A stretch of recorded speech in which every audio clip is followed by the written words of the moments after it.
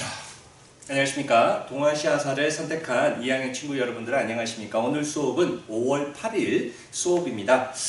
자, 오늘은요 저번 시간에 이어서 계속해서 진도를 한번 나가볼 텐데요. 저번 시간에 우리가 살펴봤던 부분이 뭐였냐면요, 바로 명나라를 건국했던 주원장 홍무제죠. 이 홍무제의 그러한 정책들, 이 홍무제의 정책을 크게 나눠가지고 이 원나라 때 많이 퇴색하고 쇠퇴했던 성리학, 유학을 다시 부활시키기 위한 그런 정책들, 또한 황제의 권한을 강화시키기 위한 그러한 정책들, 이러한 것들이 실시되어졌었죠. 그렇죠? 세부적인 내용들 7가지 선생님 설명했었는데요. 다시 한번 확인해 주시기 바랍니다.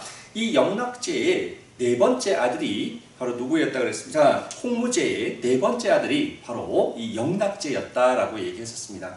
그래서 선생님이 이렇게 얘기했었죠. 이 영락제는 홍무제의 넷째 아들이었기 때문에 제대로 된 순서에 입각하자면 이 황제로 즉위하기가 어려운 인물이었죠. 그러나 이 권력에 대한 황제 자리에 대한 그 욕심이 굉장히 컸기 때문에 그의 조카를 제거하고 자신이 황제의 자리까지 올랐던 인물이 바로 이 영락제였다라고 이야기했었습니다.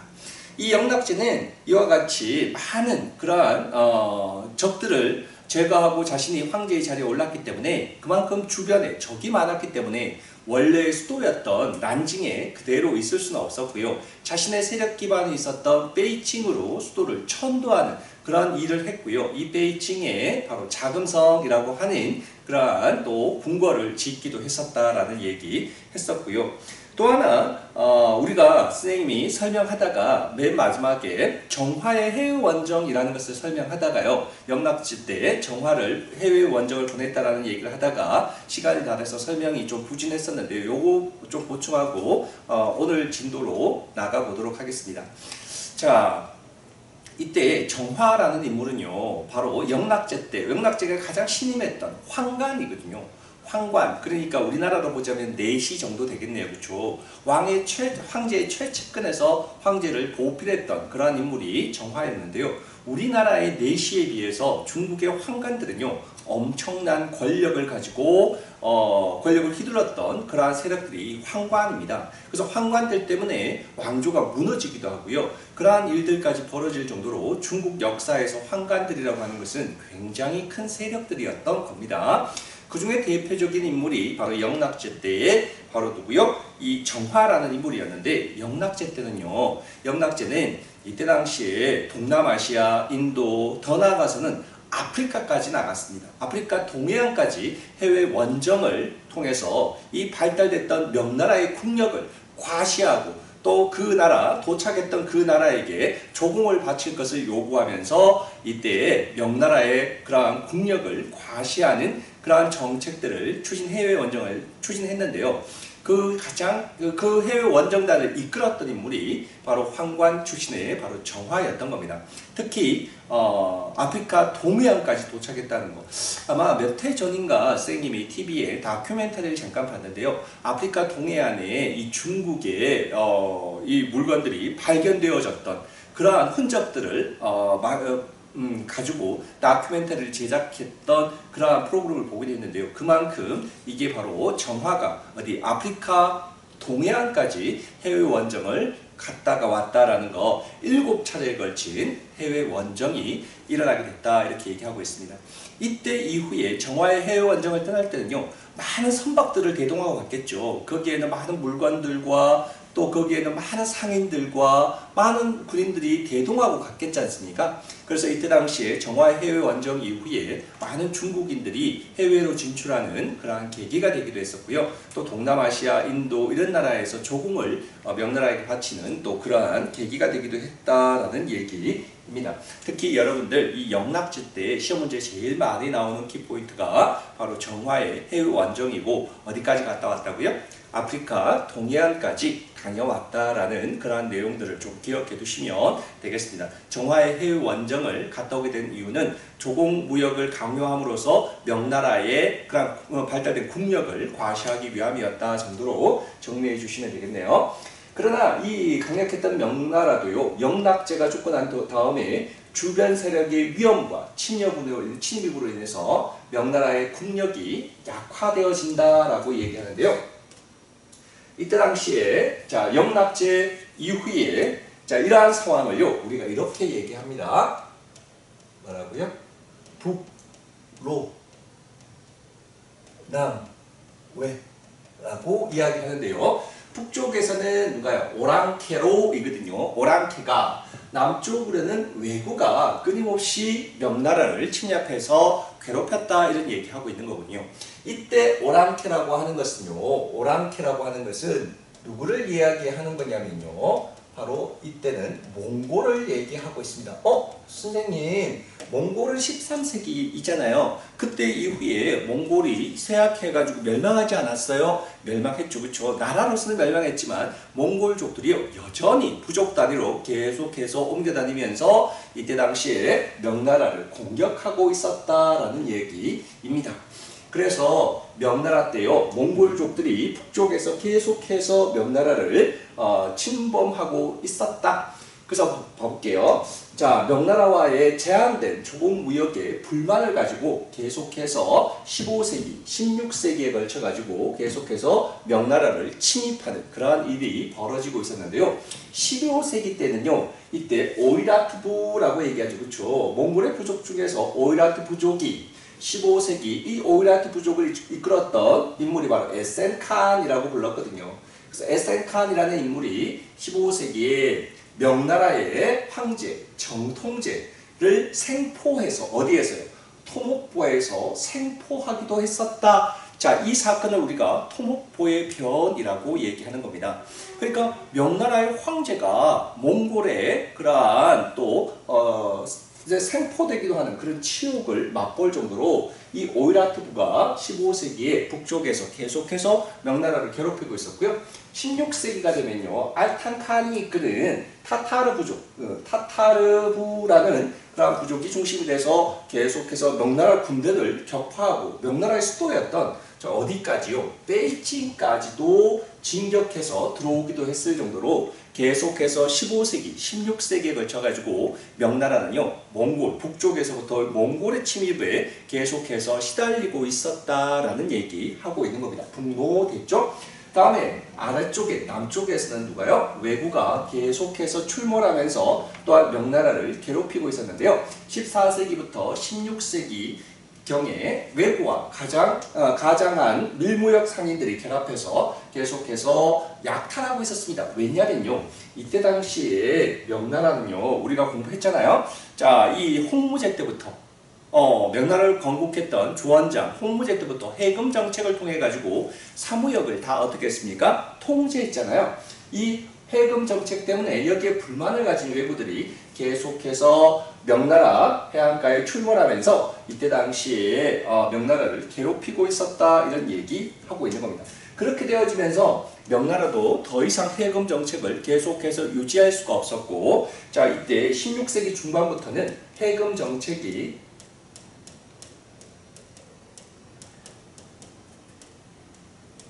흔들리기 시작합니다. 흔들린다라는 것을 우리가 동요라고 얘기하죠. 그렇죠? 동요된다 이런 얘기 쓰는데요.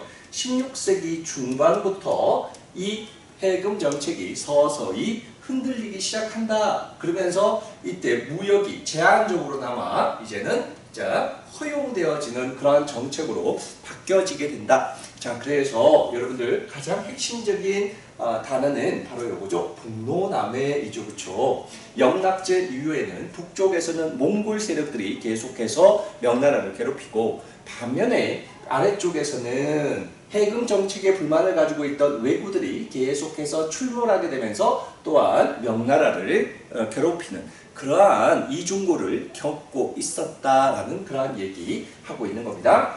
자, 다음 페이지 한번 넘어가 볼게요. 자, 선생님이 지도 하나를 가지고 왔는데요. 봐볼게요. 명나라가 여기 있죠? 명나라가 여기 있는 겁니다. 다음에 자 우리가 봤던 오이라트부, 타타르부라고 하는 그러한 부족들, 몽골 부족이 이때 당시에 이와 같은 세력들을 형성하고 있었다. 제일 먼저 우리가 오이라트부 같은 경우에는 우리가 앞에 살펴본 에센칸 때 토목보라는 곳이 지명 이름입니다. 지명인 토목보에서 이때 명나라 황제였던 정통제를 생포하기도 했다 이런 얘기 했었잖아요. 그래서 끊임없이 얘들을 괴롭혔다 이런 얘기고요. 다음에 남외, 일본에서도 계속해서 이와 같이 봐봐요. 닝보, 윈저우, 차오저우, 레이저우 같은 이런 해안가를 침략하면서 명나라를 계속해서 괴롭혔다. 그 이유는 뭐예요? 해금 정책. 이것 때문에 굉장히 괴롭힘을 당하게 되어지고, 그러면서 일본은 이와 같은 계속해서 일본의 침입에 의해서 명나라를 더 이상 견디지 못하고 해금 정책을 일부 제한적으로나마 허용하는 그런 정책 쪽으로 바뀌어져 갔다 이런 얘기 하고 있는 거네요. 참고해서 좀 봐두시면 좋을 것 같고요. 자, 다음은요 베트남인데요. 베트남은 한번 보겠습니다. 몽골이 침략 이후에 귀족들의 수탈, 세금의 부과 이런 것들이 더욱더 과다해지면서 하층민들의 봉기로 인해서 쩐 왕조가 멸망하게 됩니다. 쩐 왕조 때 13세기 몽고가 이 베트남을 쳐들어왔을 때 이때 쩐 왕조가 결국은 어떻게 했습니까? 막아냈잖아요. 그러나 이 막아내는 데까지는 성공했지만 이 몽골을 막아내고 난 다음에도 이 귀족들, 이 쩐 왕조의 귀족들의 수탈, 세금 부과 이런 것들이 과다하게 이루어지면서 백성들에 대한 그러한 수탈이 굉장히 강화됐던 거죠. 그러면서 마침내 하층민들의 봉기에 의해서 쩐 왕조가 결국은 무너지게 되어집니다. 그리고 난 다음에 1400년에 새로운 왕조가 수립되어지는데요. 그 왕조가 바로 무슨 왕조요? 호왕조라는 왕조가 새롭게 수립되어지게 됩니다. 자, 그런데 이 호왕조는 명나라가 쳐들어오게 되면서 마침내 멸망하게 되고 또다시 뭐가요? 명나라의 지배를 받게 되는 것이 베트남의 역사였던 거죠. 이와 같이 명나라의 침략으로 호왕조가 멸망하고 계속해서 베트남은요 이 명나라의 지배를 받다가요 마침내 베트남의 렐러이라고 하는 인물이 이때 명나라로부터 어떻게 한다고요? 저항을 하게 되면서 이를 성공하게 되면서 명나라로부터 독립하게 돼요. 자, 그렇게 되어지면서 이 렐러이가 이제 뭐가 되겠습니까? 왕이 되는 그러한 새로운 왕조가 수립되어지겠잖아요. 그래서 이때부터의 왕조를 우리가 레왕조라고 얘기합니다. 보다 더 정확하게 얘기하자면요. 후기 레왕조다 이렇게 얘기해요. 왜? 앞에 전기 레왕조가 있기 때문입니다. 자, 선생님이 잠깐만 앞으로 뒤로 넘어가서 베트남의 역사에 대해서 한번 보도록 하겠습니다. 베트남은 우리가 신석기 때부터 살펴봤죠. 신석기 전기의 베트남의 문화는 화빈 문화, 반면에 베트남 후기, 신석기 후기의 문화를 풍무의 문화라고 얘기했죠. 이 풍무의 문화는 돌림판을 사용했고 다음에 갈도를 이용했다라는 그런 얘기 신석기 때 했고요. 반면에 베트남 최초의 국가 바로 무슨 국가요? 발라한국이었다라고 얘기했었습니다. 이 발라한국, 청동기 문화를 바탕으로 해서 만든 동선 문화였고요. 이 흥부엉에 의해서 건국되어졌다 이런 얘기 했었습니다. 그 뒤를 이어서 오우락 왕조가요. 또 그 뒤에 제일 중요했던 나라 남비에시였죠. 남비에시였는데요. 째우다라는 인물에 의해서 건국이 되어졌고 그러나 기원전 111년에 그 한나라 때에 한무제의 침입으로 고조선과 함께 결국은 다 한무제의 지배를 받게 되어졌었던 겁니다. 그래서 당나라가 여기에 안남도호부를 설치해서 남비에스를 지배했죠. 이 남비에시 한나라의 지배를 받고 있을 때에 이 남비에스의 증짝증리 자매가 반란을 일으키기도 했었으나 결국은 성공하지 못하고 실패했다라는 설명했었습니다. 계속해서 이와 같이 베트남은요 이때 중국의 지배를 받고 있다가요 이때 10세기경에 응호 왕조가 중국으로부터 독립하고요. 근데 이 응호 왕조가 얼마 지나지 않아서 또다시 딘 왕조에게 멸망하게 되면서 멸망하게 되고요. 다음 페이지 잠깐 넘어가 볼게요. 그리고 난 다음에 다음에 레 왕조가 수립되었습니다. 레 왕조, 이거 설명했었죠? 앞에 우리가 후기 레 왕조 요거 얘기했잖아요. 아까 쩐 왕조, 호 왕조 다음에 후기 레 왕조가 있는데 그 전에 요 레 왕조가 한 번 더 있거든요. 그래서 이때 왕조 레 왕조를요 전기 레 왕조라고 얘기해요. 모르셔도 그게 관계는 없겠네요. 근데 요거는 좀 봐두셔야 되죠. 리 왕조. 자, 수도가 하노이, 탕농이었고요. 대원이라고 불리기도 했고, 자, 율령, 문묘, 과거제도, 국자감 이런 것들을 두었을 때가 바로 리 왕조 때다라고 얘기했었죠. 그렇죠? 성리학이 본격적으로 발달되어지는 그런 시기 리 왕조였고요. 다음에 몽고가 쳐들어왔을 때에 바로 쩐 왕조, 요거 좀 기억하셔야 되고요. 쩐 왕조가 몽고의 침입은 막아내긴 했지만 아까도 얘기한 것처럼 귀족들의 백성에 대한 수탈, 하층민들에 대한 수탈 이런 것들이 심화되어지면서 하층민들의 불만에 의해서 결국은 쩐 왕조가 무너지고요. 그 다음에 새롭게 등장한 왕조가 호 왕조였었고, 그런데 이 호 왕조는 명나라 누구요? 영락제 때 침입으로 인해서 결국은 멸망하게 된다라고 이야기했었습니다. 자, 멸망하게 되고, 그런데 이때 당시에 이렇게 해서 명나라의 지배를 계속 받다가 누가요? 레러이라는 인물이 결국은 다시 독립운동을 성공하게 되면서 레러이가 새로운 레 왕조를 이끌게 되어지죠. 자, 그래서 이때부터의 왕조를 15세기부터 18세기까지의 이러한 레 왕조를 후기 레 왕조다라고 이야기합니다. 자, 여기까지 좀 한번 대충 좀 살펴보시고요. 나중에 여러분들 그 학습지에다가 그냥 선생님이 설명한 부분들을 간단하게 정리해 두시는 것도 여러분 공부하는데 참고가 되어질 수 있을 것 같네요. 자, 그래서 오늘은요, 레 왕조까지만 우리가 살펴보고요. 그 다음은요, 그 다음에 또 다음 이제 차근차근 살펴볼게요. 자, 오늘은 레 왕조까지 살펴봤습니다. 앞으로 다시 가서요. 다음에 유큐라는 나라, 유구라고 하는 그런 나라인데요. 14세기에 오키나와 열도에 새 왕조가 출현하게 되어집니다. 이 세 개의 왕조가 출현하게 되는데 중부의 중산 왕조가 이 세 개의 왕조를 하나로 통일하게 되고, 그러면서 1429년에 유큐라고 하는 새로운 왕국이 수립되어집니다. 유큐라고 하는 새로운 왕국이 수립되어지고요. 이 유큐는요, 특히 어느 나라와 명나라와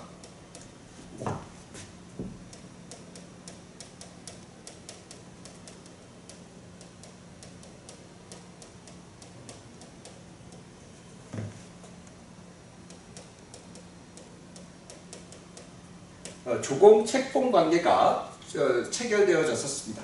자, 그러니까 이때 당시에 유큐라는 나라가 어떻게 보면 명나라가요, 뭐했습니까? 해금 정책으로 인해서 사무역을 다 통제했잖아요. 그러면서 이 유큐와 명나라가 제일 많은 교역을 했었고, 그러면서 유큐는 이 해금 정책으로 인한 수혜를 유큐가 다 받았던 거죠. 그렇죠? 이 유큐와 명나라는 굉장히 친했다. 그래서 유큐는 명나라의 선진 문물을 적극적으로 수용해서 이것을 어디로요? 고려, 조선, 일본 이런 나라들과 교류를 통해서 명나라의 문물을 중간에서 어떻게 하는 거예요? 전파하는 중개무역을 하는 그러한 국가로서 엄청나게 성장하게 되어지는 겁니다. 자, 그래서 이 명나라와의 조공무역을 통해서 해상교역에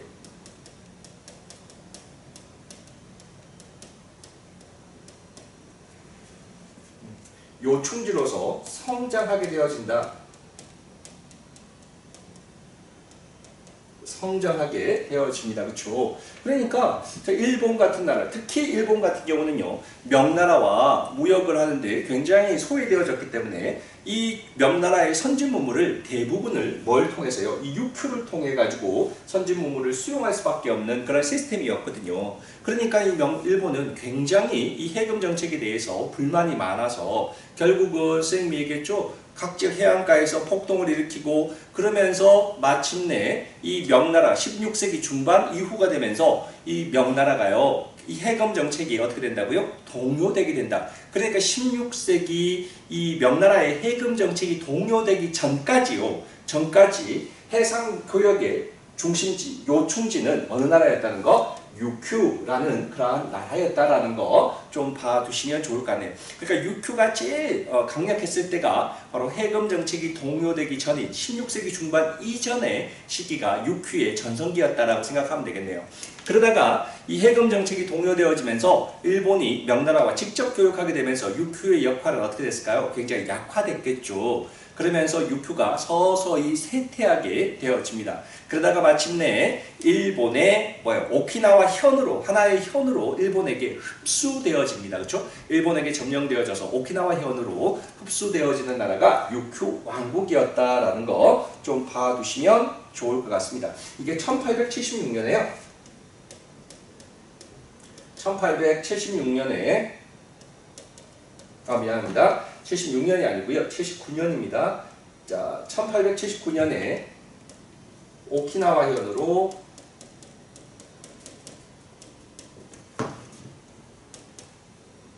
일본에 편입되어집니다. 편입되어지는 지역이 바로 유큐죠. 오늘날 그래서 여러분 들어봤죠? 오키나와라는 얘기 들어봤잖아요. 일본의 진영 중에서 오키나와 현으로 편입되어진 나라가 바로 유큐 왕국입니다. 그래서 오키나와 현은요, 이게 예전에는 하나의 일본에 독립되어 있는 하나의 왕국이었다라는 거 좀 봐두시면 좋을 것 같네요. 자, 그래서 유큐 왕국이 이때 당시에 무슨 무역이요? 중개 무역을 통해서 엄청난 부를 축적했습니다. 언제까지요? 명나라의 해금 정책이 어떻게 되기? 동요되기 전까지 16세기 중반 이전까지의 유큐가 이 중개무역으로 엄청난 국력이 성장하게 되는 그러한 나라가 유큐였다. 그러나 이 해금 정책이 동요되어지면서 유큐 또한 점차 급격하게 쇠락하게 됐다라는 거 얘기했고요. 다음 페이지요. 이거 다 설명했죠? 자, 다음에 16세기의 동아시아인데요. 자, 한번 볼게요. 16세기 동아시아, 몽골과 외구의 침략. 요거는 뭐 다 설명했던 부분인데요. 몽골과 외구의 침략. 어느 나라에 대해서? 명나라에 대해서. 그쵸? 명나라에 대해서. 북쪽에서는 몽골이, 다음에 아래쪽에서는 외구가 끊임없이 침략하고 있었다. 이러한 현상들을 우리가 뭐라고 부른다고 그랬습니까? 북노, 남해라는 말로 우리가 표현한다라고 얘기했죠. 그렇죠? 북쪽에서는 오랑캐, 누가요? 몽골요. 아래쪽에서는 외구가 계속해서 침략을 했었기 때문에, 자, 특히 이 몽골 같은 경우에는 15세기에 타타르부가, 16세기에는 반대로 바뀌었네요. 자, 15세기에 오이라트부가, 다음 16세기에 타타르부가 계속해서 조공무역을 요구하며 명나라를 끊임없이 침입하기도 했었다. 특히 오이라트부 이때 에센칸 때는요, 토목보의 변이 일어나면서 명나라의 정통제가 생포되기도 했었고요. 다음에 16세기 타타르부였을 때는요, 이때는 알탕칸 때는 뭐가 된다고요? 베이징이 점령되기도 했었다라는 그런 얘기 했었습니다. 자, 다음에 외구는요, 일본의 무역선이 명나라의 항구 닝보, 아까 봤죠? 선생님이 그 얘기했던 항구도시 닝보에서 폭동을 일으키기도 했었습니다. 자, 그러면서 명나라가 명이 일본과의 무슨 무역을요? 가만 무역을 중단하기도 했어요. 묻자입니다. 뮤로 되는데요. 자, 가만 무역을 중단하기도 했었습니다. 자, 그렇게 되어지면서 가만 무역까지 중단하게 되어지면서 명나라 해안가의 외구들의 밀무역과 약탈은 더욱더 심화되었다. 이런 얘기 했었습니다. 그렇죠? 자, 선생님이 설명했었죠. 가만 무역은 통제 무역이었었다. 이렇게 얘기했잖아요. 명나라와 일본의 우로마치마쿠 사이에, 그렇죠? 우로마치마쿠 사이에 가마부라고 하는 무역 허가증을 가진 일본 상인들만 명나라와 무역을 할 수 있었다라고 얘기했었습니다. 그러니까 무역을 통제했던 거죠. 그렇죠? 자, 그러니까 이 명나라는요, 어쨌든 간에 이 무슨 무역을 했습니까? 통제 무역. 우리가 앞에서 봤던 해금 정책을 실시했고, 또 해금 정책을 실시하는 와중에서도 특히 어느 나라에 대해서는, 특히 일본에 대해서는 무역을 더욱더 통제했고, 그래서 심지어는 가마부라고 하는 무역 허가증까지 일본의 상인들에게 발급하면서 일본과의 무역은 굉장히 엄격하게 통제했었다라고 얘기하고 있고요. 자, 그렇게 되어지면서 이러한 통제무역, 해금정책, 가만무역 이런 것들로 인해서 일본은 명나라로부터 선진문물을 수용하기에 굉장히 어려움을 겪고 있었기 때문에 이러한 것들을 이용해서 어느 나라가요? 아까 살펴봤던 어떤 나라가요? 유큐라는 그러한 나라가 결국은 이 중개무역을 통해서 명과 일본 사이의 중개무역을 통해서 급격하게 세력을 키워나갔었다라는 설명 다시 한번 정리하면 되겠네요.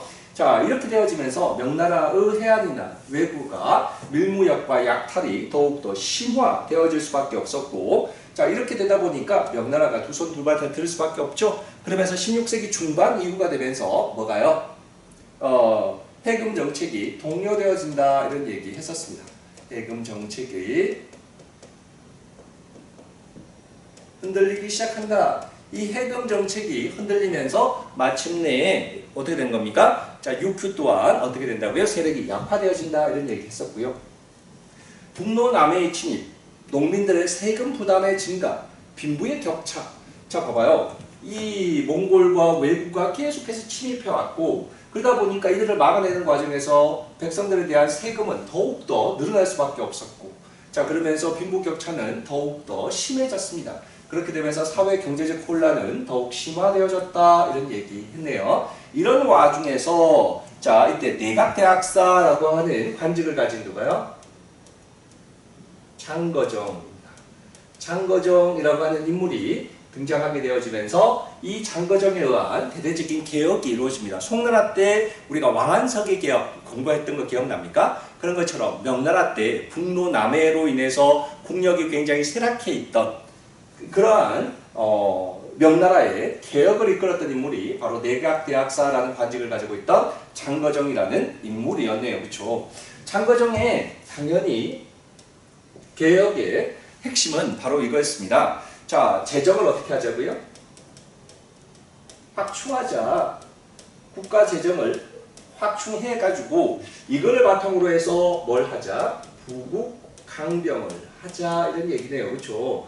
자, 뭐 왕안석이나 별반 크게 다름이 없는데요. 이 장거정의 개혁의 목표는 국가 재정을 확충해서 나라의 부국 강병에 성공해서 이와 같이 북로 남해의 침입을 물리치자 이런 얘기죠.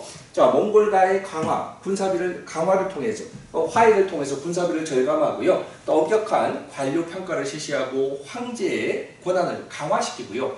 관청의 재정을 절감하고 토지조사를 통해서 항상 나오죠. 국가 재정을 확보하기 위해서는 토지조사를 다시 실시해서 숨겨져 있는 세금을 내지 않는 그런 땅들을 발굴해서 거기에 또한 세금을 매기는 토지조사 사업 또한 실시되어졌는데요. 이 중에서 여러분들은요, 제일 중요한 것은 요겁니다. 자, 장거정의 개혁의 가장 핵심적인 내용이 바로 요거네요. 자, 세금 제도인 무슨 제도? 일조 편법이라는 거 요거 꼭 기억하셔야 되네요. 일조 편법이라는 세금 제도를 실시했는데요. 일조 편법은 자, 뭐냐면요, 여러 항목으로 이때 당시에 백성들에게 부과되는 세금의 항목이요 굉장히 많았다고요. 그래서 이렇게 많은 잡다한 세금들이 백성들을 괴롭히고 그랬는데 이 장거정은요 이렇게 많은 세금의 항목들을요 두 가지로 간편하게 나눴습니다. 뭐와 뭐로요? 자, 누가 지세와 또요 하나가 정세로 세금의 항목을 이 두 가지 항목으로 분류를 했다 이런 얘기입니다. 나머지 세금 제도는 다 없애고 지세 뭡니까? 땅을 가진 사람들에게만 토지를 소유하게 된 그러한 지주에게 세금을 매겠다는 얘기죠. 반면에 성인 남자의 수에 따라서 세금을 매기겠다고 하는 것이 이거는 성인 남자의 수입니다. 성인 남자의 수에 따라서 매기는 세금이고요. 요거는 뭐예요? 토지를 가진 토지 면적에 따라서 세금을 매기는 거죠. 그렇죠? 그러니까 토지를 가지지 않은 그러한 백성들은 굳이 세금을 내지 않아도 되는 거죠. 그렇죠? 그러니까 일조 편법이 시행되어지면서 자, 근데 이때 당시에 세금은 뭐로 납부해라? 이때 당시에는 다 뭐로? 돈으로 내는 것도 아니고 곡물로 내는 것도 아니고 은으로 납부해 라는 겁니다. 자, 다시 한번 정리할게요. 자, 장거정은요 국가 재정을 확충하기 위해서 여러 개로 쪼개져 있던 여러 가지 세금 제도를 이제는 지세와 정세, 토지 면적, 토지를 가진 사람들에게 매기는 지세, 다음에 성인의 성인 남자의 수에 매기는 정세, 이 두 가지로 세금 항목을 간략하게 둘로 만들었고, 이 지세와 정세는 반드시 뭐로 납부해라? 은으로 납부해 라는 겁니다. 그래서 더 이상 현물이나 그런 분들이 화폐나 이런 걸로 납부하는 게 아니라 은으로 납부하게 했던 그러한 제도가 바로 1조 편법이라는 그러한 제도고요. 이러한 1조 편법을 통해서 국가 재정을 확충하겠다라는 그러한 의도를 가지고 있었습니다. 결과를 보니까 관료들의 기강을 확립하고요. 재정 상황도 호전되어졌네요. 그렇죠? 그러나 장거정이 죽고 난 다음에 관료와 신사층들의 불만은 더욱더 고조되어지고 마침내 정치적 혼란으로 다음에 농민들의 불만 또한 고조되어지면서 원래 장거정이 그런 죽고 난 다음엔 똑같은 그 전의 상황과 동일한 상황으로 이루어지게 되어졌던 거네요. 그렇죠? 자, 여기까지가 오늘 수업의 끝입니다. 자, 다음 시간에 이어서 살펴보도록 하겠습니다. 고생하셨습니다. 다음 시간에 만나뵙겠습니다.